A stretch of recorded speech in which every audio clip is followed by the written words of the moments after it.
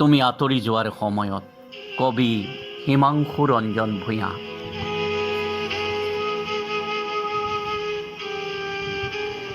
তুমি আঁতৰি যোৱাৰ সময়ত শাৰদীয় স্নিগ্ধ জোনাকজাকে তৰাবোৰৰ সৈতে নিবিড় অন্তৰংগতাৰে কথা পতা নাছিল। অবুজ বেদনাত সেই সময়ত ক্ৰমশ জোনাকজাক হেঁতা হৈ পৰিছিল। মোৰ দুখৰ মুহূৰ্তত সিহঁতবোৰেও চাগে নীৰৱে চকুলো টুকি সমবেদনা জনাইছিল খন্তেক মৌন প্ৰাৰ্থনাৰে।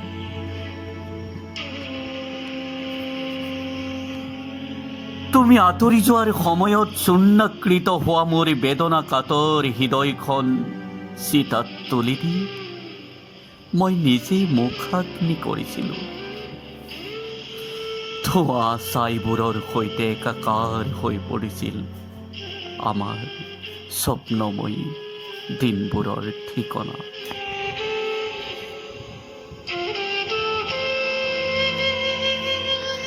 আচলতে সেই সময়ত তোমাৰ আৰু মোৰ মাজত অতি আকস্মিকভাৱে আহি সকলো সপোন, সকলো কল্পনা উটুৱাই নিলে বিচ্ছেদ নামৰ বাঢ়নী নৈখনে।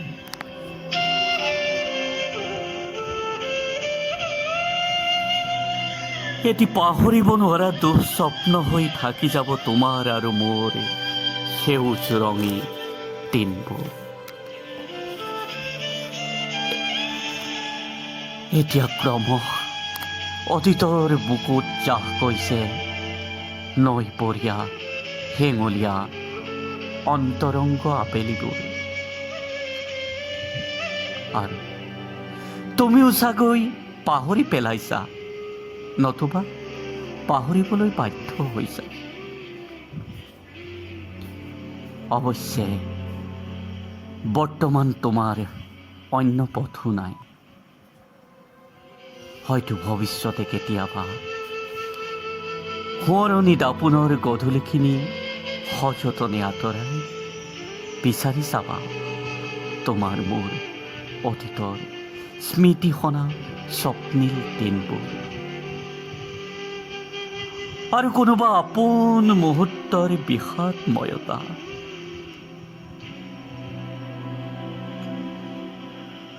সহ্যকৰ আছিল তোমাক এনেদৰে বিদায় দিয়াৰ নিষ্ঠুৰতা স্বীকাৰ কৰা। অন্ততঃ তোমাৰ অনাগত ভৱিষ্যতৰ কথা চিন্তা কৰিয়েই অসহায়ভাৱে তোমাক বিদায় জনালো। তুমি আঁতৰি যোৱাৰ সময়তে ময়ো আঁতৰি আহিলোঁ। ভালপোৱাৰী সেউজ ৰঙী উপত্যকাটিৰ পৰা।